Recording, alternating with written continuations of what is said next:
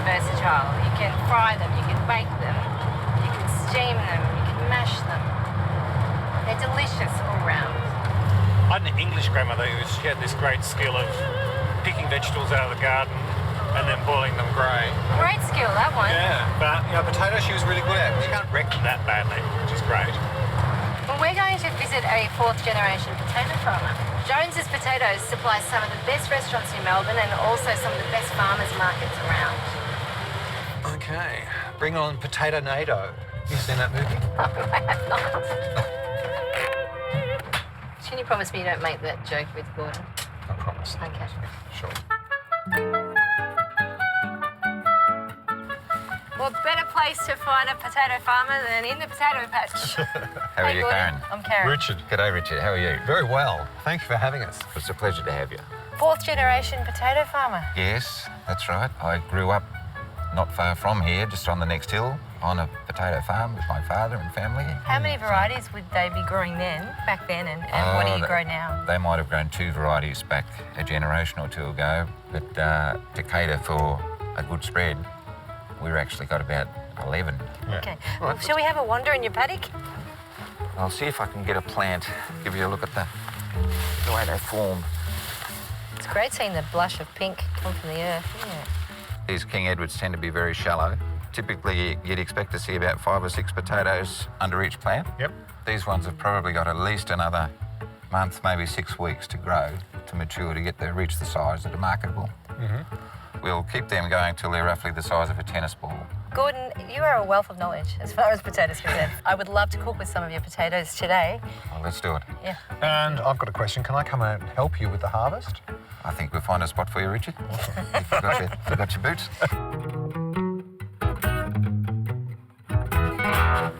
Oh, Karen. I'm driven by my nose. What are you cooking? Aha, well, I did get started, but you can see there is no pot boiling. What I did Okay. was put the potatoes on a tray Of salt. of salt. And it's rock salt. Why would you do that? Well, it imparts flavour and it intensifies the flavour of the potatoes. So, Rich, we're going to make a baked salmon and potato salad with a sauce grabiche, which is a fancy word for tartare with a bit of chopped egg. Okay. So, Rich, to cook the salmon, we're going to do it all in one piece. Yep. Now, some people might think that's a little bit intimidating, but it's actually easier. We're going to wrap it up and pop it into the barbecue. Okay. So all we simply need to do is grab some baking paper Yep. and foil. All right. You need a nice big piece of baking paper, and we're going to use our Matador topper in a second. And literally, it's a matter of putting a little bit of salt down, Rich, Yep. if you could.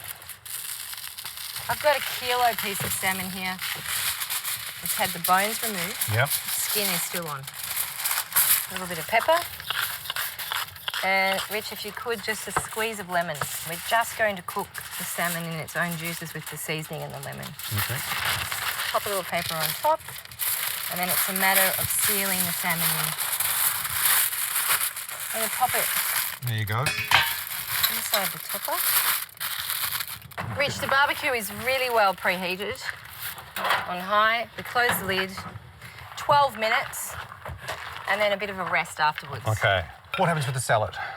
Well, what we're going to do is make this sauce grabiche I was talking about. It's just a classic mayonnaise-based sauce.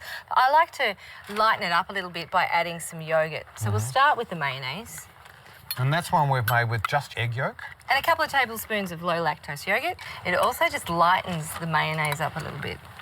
Now, this sauce wouldn't be quite the same without some capers and gherkins. My And the favourites. always fresh capers and gherkins are outstanding. We need to chop over the capers. Yep. And I'll chop the gherkins. That's about 2 tablespoons of capers there. And the same with gherkins. And some with 2 tablespoons. I wanted to get some Dijon mustard into this sauce just to spike it with that peppery flavour. Black pepper.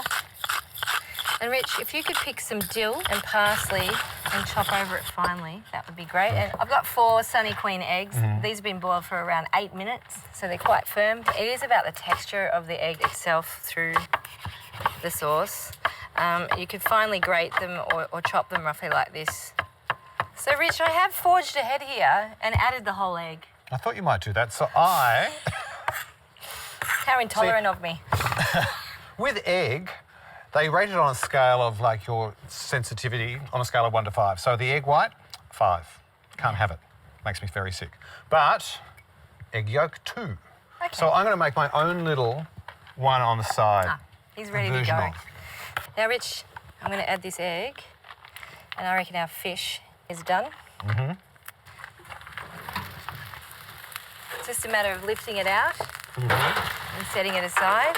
I'm going to leave it for 5 minutes and then have a little look inside and see how it's going. You can hear it sizzling.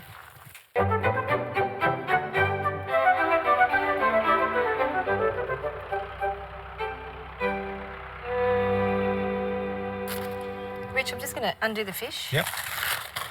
That looks pretty good. Yeah. And you can see it's still resting and it's got a little bit of give there. Nice. So to put the salad together, I've got the cooked fish, sauce is done, and these potatoes have rested now. They're not quite so hot, but they're still lovely and warm. So Rich, just cut it open, have a look at the flesh, Yep. maybe peel a little bit of the skin off, and just drop it on the bottom of the plate. Okay. I actually like the texture of the skin though, and also the flavour.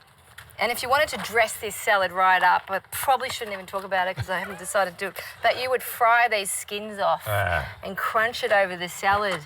Now that I've said that, Now she we wants should to be do a doing react. it. Next on, I've got a handful of edamame beans and sprinkle them over. I've got a little bit of wakame here. I think the texture of the seaweed really works with the fish. Right, let's have a look at this fish. So you literally just pull the fish open and then drop the flake onto the salad.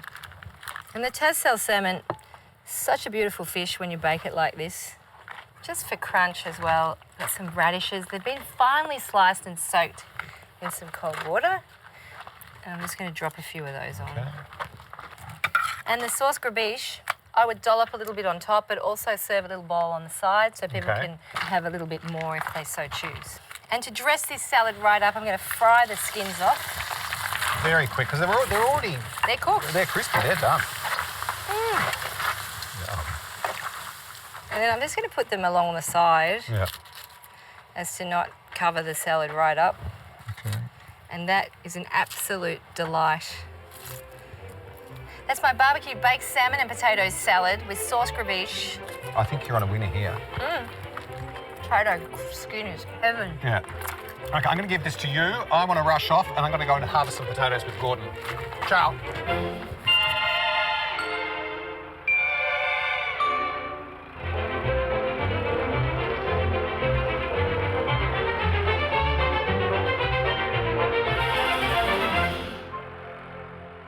Well, it's so great to have Chris Bonello here from Zagami's Restaurants. He is the executive chef of all restaurants, Zagami. Is that correct? That's correct, Karen. What have we got here and what is the dish you're making for us today? So this today you've got some lovely Cape Grim tomahawk steaks with Jones potatoes salad. Delicious meat and potatoes. We can't go wrong. Okay, so start by seasoning the meat. Salt, black pepper. Got a hot barbecue over here, 250 degrees. So we're gonna cook that for 4 minutes on one side. Then we're gonna flip it over 15 minutes and it's done. Okay, so next we've got some potatoes that someone needs to peel them. Karen, would you kindly do that Yes, for me? I'm up. Yes, chef. Thank you. Yes, chef. Yes, chef. So while Karen's peeling potatoes, we're gonna start on our vegan-friendly mayonnaise. I've normally got people to do this job for me. Okay, so I'm gonna pour the soy milk in. What's the secret to your vegan So mayonnaise? the secret is I always get inspired with the Japanese mayonnaise. I think it's got a beautiful flavor, but unfortunately it's got a lot of MSG in it. So I always try to recreate that taste because it's very unique. So by adding some soya sauce and a bit of mirin in there, then emulsifying with the grapeseed oil, it creates that umami flavor as well to the mayonnaise. Okay, lid back on. Chris, I'm a terrible potato peeler. Okay, we've got our grapeseed oil going in slowly, gradually.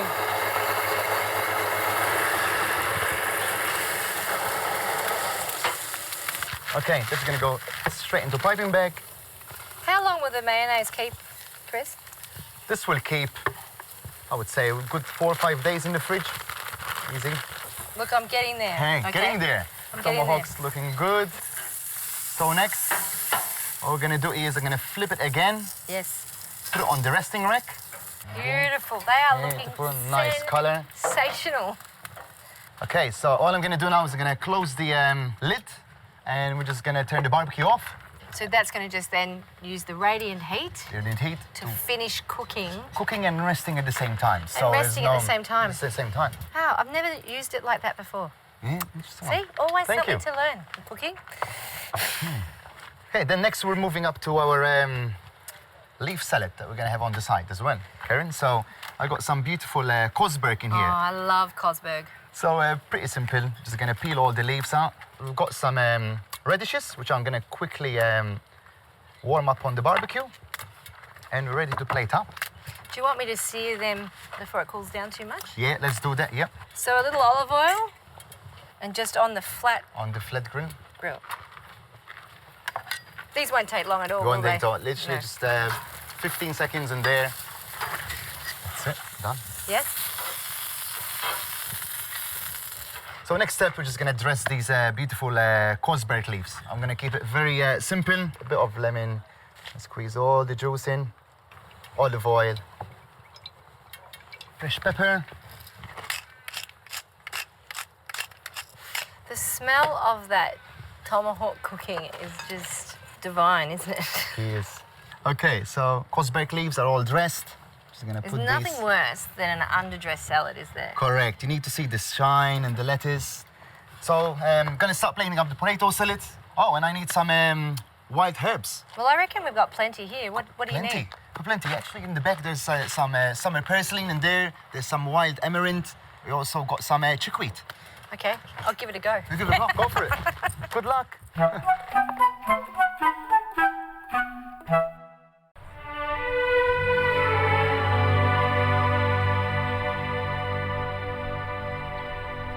Okay, Chris, I've got quite a selection here. Oh, I'm beautiful. only up with a few of them, so Oh, brilliant. So we've got some beautiful amaranth over here. We've got the rocket flowers, chickweed, and we've got a summer purslane over here as well. All right, let's start with plating up the potato salad. So I'm just gonna pipe some mayonnaise on the plate. I reckon the potatoes are that beautiful that it doesn't need to be coated all the way. it's a lot less heavy too. A lot less isn't it? heavy. So I'm gonna do is I'm just gonna quickly do a bit of olive oil, a bit Yeah. of salt, pepper over here. Toss these through. I'm just gonna randomly stick them on the plate. I also got some peas. I'm gonna scatter around, a bit of color. We'll get some of the onions out. These ones? Yes, please, thank you. Always fresh balsamic onions. Just on top, yeah, just random. We also got the lovely radishes that we quickly fried before. It's not just a simple potato salad. I'm gonna put a bit more mayonnaise on top, just random dots.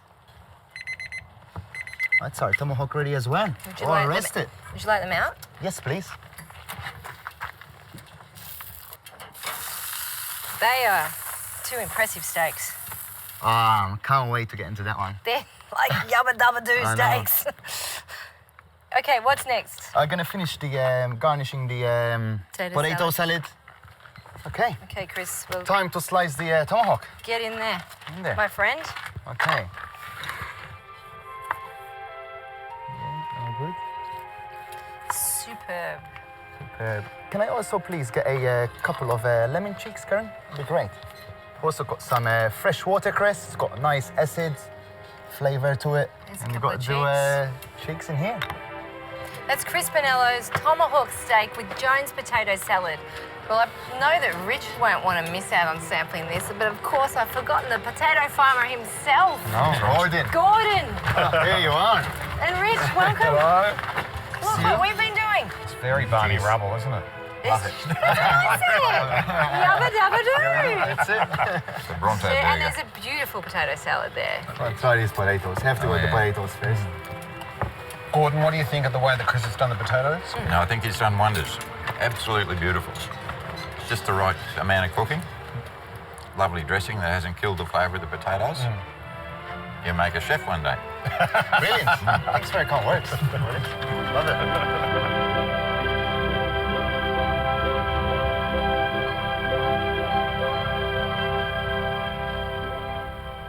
Rich, it's a very exciting day on Intolerant Cooks. We have a visitor, Dr. Jason Tyden.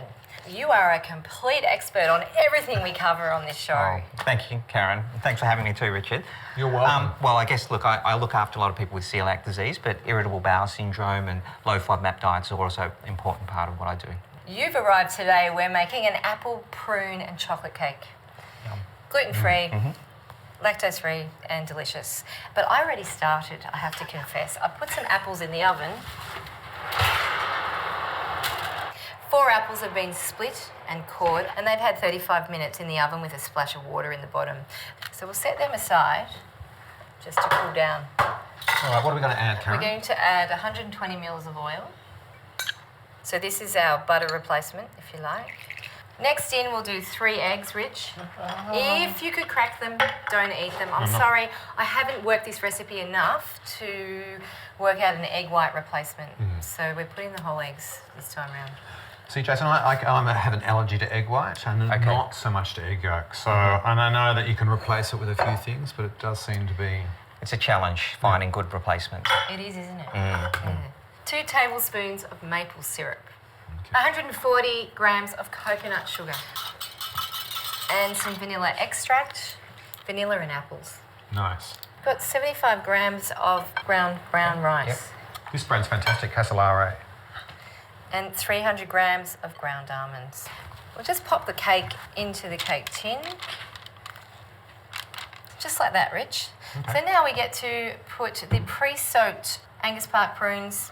I've soaked them in some hot water for a couple of hours, and this just plumps the prune up. And if you'd like to cut the apples into some wedges, like each half into about 6. Okay.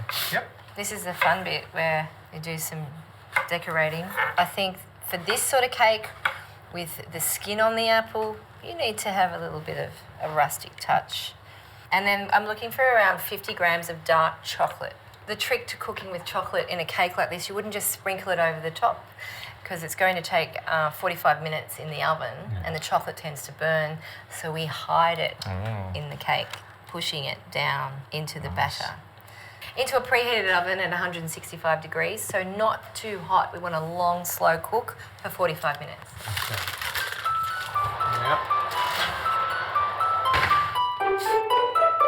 Okay. All right.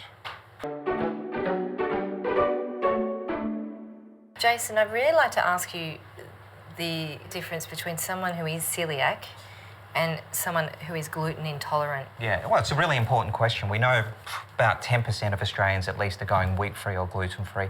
And in most of those cases, it's because they're feeling unwell, that they're getting tummy upset, bloating, constipation, diarrhea, or sometimes they have just poor concentration or feeling lethargic. And so they go on a gluten-free diet or wheat-free diet and they feel better. But the problem there is that we now know that there's a subset of people who probably have undiagnosed celiac disease, and that's a really important medical autoimmune condition. And we used to think celiac disease was just a bit of a gut issue. You know, you get a bit bloated after eating wheat or pasta. But no, it's far more than that. We now know it's an autoimmune disease and it can present with a whole range of issues. And people who don't follow a gluten-free diet can be at higher risk of infertility or osteoporosis or even pregnancy loss. But those people who don't have celiac disease, what we're finding now, even though they're calling themselves gluten sensitive, in many cases it's actually not gluten that's making them sick. And we're finding the research is showing that there's other wheat components that may be triggering their symptoms. And so it's really important to start with getting tested and getting a proper diagnosis to direct where you go with things. What's an easy resource for people wanting to test themselves for celiac disease? Well, one easy way is if people go to the website celiac.org.au/assess. And what we have there is an online assessment tool that people can fill out the symptoms or the problems that they're getting, and it'll generate a letter that they can take to their doctor, and that can help start the conversation.